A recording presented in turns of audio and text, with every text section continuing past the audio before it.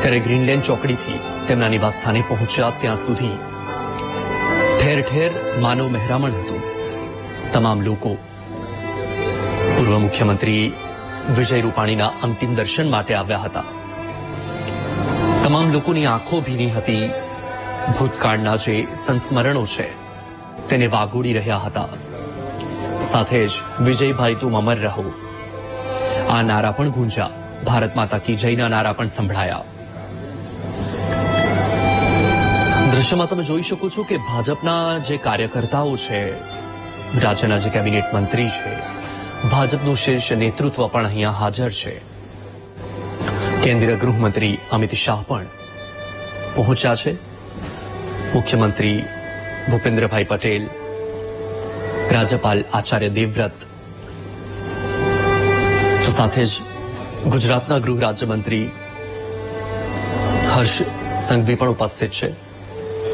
કેન્દ્રીય મંત્રી સી.આર. પાટીલ પણ અહીં ઉપસ્થિત છે. વિજયભાઈ રૂપાણીના પાર્થિવ દેહને અંતિમ દર્શન માટે મૂકવામાં આવ્યા છે. લોકો પુષ્પો અર્પિત કરીને તેમને શ્રદ્ધાંજલિ પાઠવી રહ્યા છે. વિજયભાઈ રૂપાણીનું પરિવાર કે જે ભાંગી પડ્યો છે, તિરંગામાં લપેટાયેલો પૂર્વ મુખ્યમંત્રી વિજય રૂપાણીનો પાર્થિવ દેહ કે જેને રામનાથપરા સ્મશાન ખાતે પંચ મહાભૂતમાં વિલીન કરવામાં આવશે. ગાર્ડ ઓફ ઓનર સાથે તેમને પૂરા રાજકીય સન્માન સાથે તેમની અંતિમ વિધિ કરવામાં આવશે. હાલમાં સીધા રાજકોટથી આ લાઈવ દ્રશ્ય તમે જોઈ રહ્યા છો. કેન્દ્રીય ગૃહમંત્રી કે જેમણે પૂર્વ મુખ્યમંત્રી વિજય રૂપાણીને શ્રદ્ધાંજલિ પાઠવી, પુષ્પો અર્પણ કરીને તેમને અંતિમ વિદાય આપી. તમામ લોકો કે તેમની સાથે વિતાવેલી જે ક્ષણો છે એ ક્ષણોને યાદ કરી રહ્યા છે. ભૂતકાળની જે યાદો છે તેને વાગોડી રહ્યા છે. કારણ કે જે યાદો છે માત્ર હવે યાદો બનીને રહી જવાની છે. હવે રહેશે માત્ર ને માત્ર વિજયભાઈ સાથેની યાદો. કારણ કે વિજયભાઈ હવે હયાત નથી. તેમનો પાર્થિવ દેહ કે જે હવે આજે પંચમહાભૂતમાં વિલીન થશે અને ત્યારબાદ ફક્ત ને ફક્ત રહેશે તો માત્ર વિજયભાઈની યાદો. વિજયભાઈના જે કામ છે એ કામ જ્યારે તેઓ મુખ્યમંત્રી હતા ત્યારે પણ તેમણે અનેક વિકાસના કામો કર્યા, અનેક વિકાસની ભેટો આપી, જેને આજે લોકો યાદ કરી રહ્યા છે. આજે આખું રાજકોટ હિતકે ચડ્યું છે.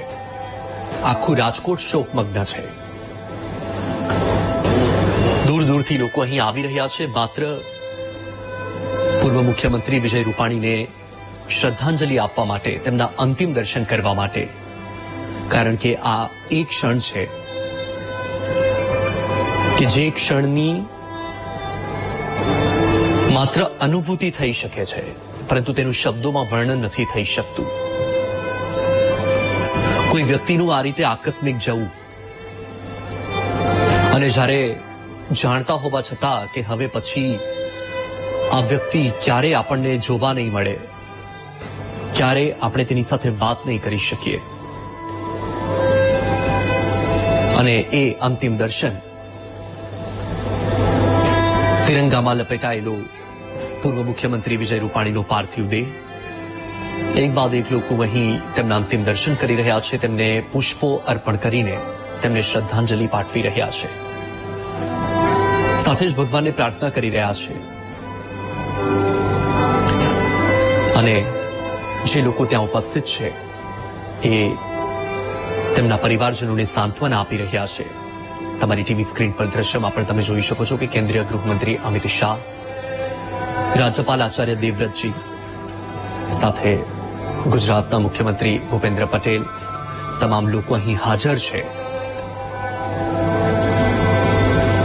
પૂર્વ મુખ્યમંત્રી વિજય રૂપાણીને પુષ્પો અર્પણ કરી રહ્યા છે, તેમને અંતિમ વિદાય આપી રહ્યા છે, તેમને શ્રદ્ધાંજલિ પાઠવી રહ્યા છે. સાથે જ તેમને હાથ જોડીને નમન કરીને આ છેલ્લી વિદાય અને ભગવાનને પ્રાર્થના કરી રહ્યા છે. રાજકોટથી આ સીધા દ્રશ્યો વીટીવી ન્યૂઝ આપને બતાવી રહ્યું છે. મોટી સંખ્યામાં લોકો અહીં ઉપસ્થિત છે પૂર્વ મુખ્યમંત્રી વિજય રૂપાણીને અંતિમ વિદાય આપવા માટે. તેમની આ અનંતની સફરમાં જ્યારે વિજય રૂપાણીએ પ્રયાણ કર્યું છે ત્યારે આ તમામ લોકો અહીં તેમના અંતિમ દર્શન કરવા માટે પહોંચ્યા છે. અશ્રુભીની આંખે તમામ લોકો તેમને છેલ્લી વિદાય આપી રહ્યા છે.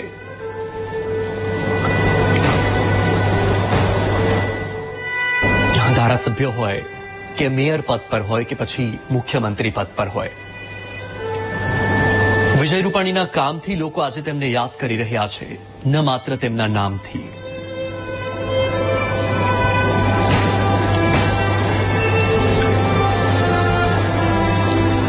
તો આપણી સાથે સંવાદદાતા સની રાજકોટથી લાઈવ જોડાયા છે. સની, પૂર્વ મુખ્યમંત્રી વિજય રૂપાણીની આ છેલ્લી વિદાય, અહીં લોકો તેમના અંતિમ દર્શન માટે આવી રહ્યા છે. સની, અત્યારે ત્યાં કેવો માહોલ છે અને જે લોકો ત્યાં ઉપસ્થિત છે એમાં કોણ કોણ ઉપસ્થિત છે? અને સ્વાભાવિક છે કે તેમનો જે પરિવાર છે તેમના માટે આ ખૂબ જ કપરો સમય છે.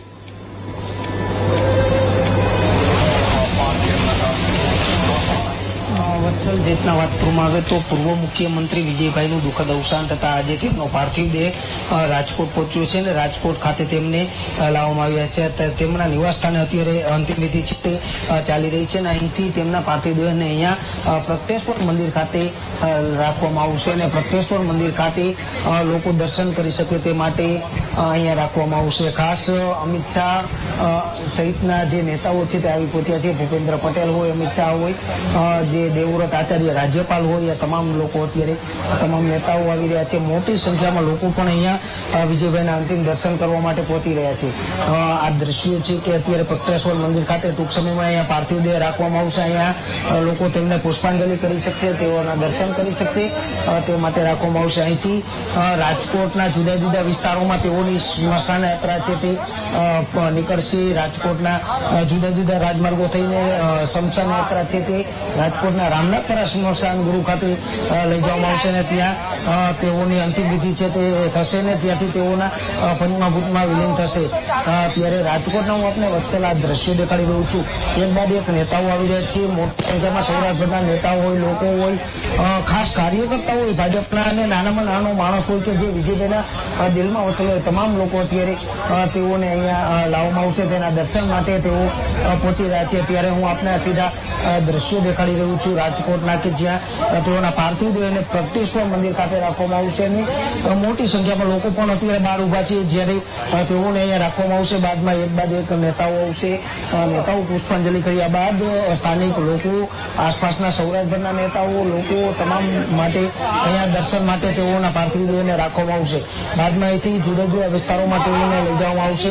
ખાસ વિજયભાઈ એટલે માટે લોકોને હરહંમેશ માટે યાદ રહે છે કે દર વખતે વિજયભાઈનો જે આ દ્રશ્યો હું આપને સીધા દેખાડી, જે અત્યારે વિજયભાઈના પાર્થિવ દેહને લાવવામાં આવી રહ્યો છે અને સીધો આ વત્સલ આપ દ્રશ્યો જોઈ શકો છો કે વિજયભાઈના જે રત્નાકર જે પહોંચ્યા છે અહીંયા તમામ લોકો એક બાદ એક સંઘના કાર્યકર્તા, અમિતભાઈ શાહ જે આપણા દેશના ગૃહમંત્રી છે તે પહોંચ્યા છે. સીધા આપ દ્રશ્યો જોઈ શકો છો કે જે રીતના અત્યારે અમિતભાઈ શાહ સહિતના તમામ પહોંચ્યા છે. ત્યારે હું આપને આ દ્રશ્યો દેખાડવા માંગી રહ્યું છું કે જે આપ દ્રશ્યો જોઈ શકો છો, એક બાદ એક નેતાઓ, પ્રદેશ કક્ષાના નેતાઓ હોય કે તમામ લોકો હોય, અત્યારે તેઓ પહોંચી રહ્યા છે. મોટી સંખ્યામાં કાર્યકર્તાઓ, નેતાઓ સૌરાષ્ટ્રભરમાંથી આવી રહ્યા છે અને પાર્થિવ દેહને રાખવા માટે આવશે. અને આ સીધા વત્સલ આપ દ્રશ્યો જોઈ શકો છો.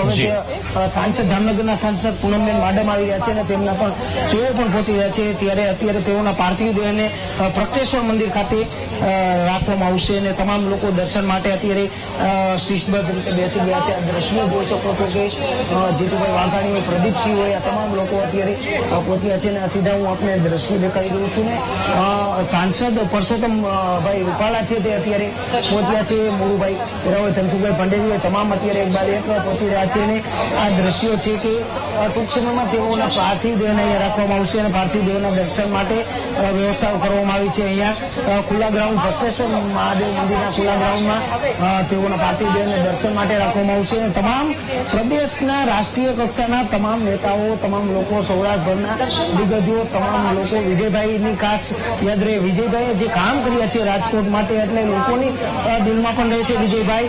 અને વિજયભાઈ માટે જે લોકોએ જે વ્યવસ્થાઓ કરી છે, લોકો માટે જે વ્યવસ્થા વિજયભાઈ દ્વારા કરવામાં આવી છે તેને લઈને હંમેશા વિજયભાઈ લોકોના મનમાં રહે છે, દિલમાં રહે છે. જીશાની માહિતી બદલ આભાર. અને હવે વાત કરીએ વરસાદની, તો મહેસાણા જિલ્લામાં વરસાદી માહોલ જામ્યો છે. કડી તાલુકામાં ભારે પવન સાથે વરસાદ વરસ્યો. ઉકળાટ બાદ વરસાદ થતા વાતાવરણમાં ઠંડક પ્રસરી છે. તાલુકાના ગ્રામ્ય વિસ્તારમાં પણ નોંધપાત્ર વરસાદ નોંધાયો છે. તો રાજ્યના 125 પણ વધુ તાલુકામાં વરસાદી માહોલ છવાયો છે. ત્યારે કડી તાલુકામાં પણ ભારે પવન સાથે વરસાદ. દ્રશ્ય આપ જોઈ રહ્યા છો. ઉકળાટ બાદ વાતાવરણમાં પલટો આવ્યો હતો અને વરસાદી માહોલ જામ્યો. વરસાદના પગલે વાતાવરણમાં ઠંડક પ્રસરી છે. તાલુકાના ગ્રામ્ય વિસ્તારમાં પણ નોંધપાત્ર વરસાદ નોંધાયો છે. તો રસ્તા પરથી જાણે નદી વહેતી હોય તે પ્રકારના દ્રશ્ય તમારી ટીવી સ્ક્રીન પર મહેસાણાના છે. મહેસાણા જિલ્લામાં વરસાદી માહોલ છવાયો છે. કડી તાલુકામાં ભારે પવન સાથે વરસાદી માહોલ. ઉકળાટ બાદ વાતાવરણમાં ઠંડક પ્રસરી છે. વરસાદ થતાં જ ખેડૂતોમાં પણ ખુશીનો માહોલ છવાયો છે. તો વાવણી લાયક વરસાદ વરસતા ખેડૂતોમાં ખુશી. જિલ્લામાં વરસાદી માહોલ. કડીના ગામડાઓમાં વરસાદી માહોલ છવાયો છે. હજુ પણ આગામી દિવસોમાં વરસાદની આગાહી કરવામાં આવી છે. અરબી સમુદ્રમાં વરસાદી સિસ્ટમ સક્રિય થતા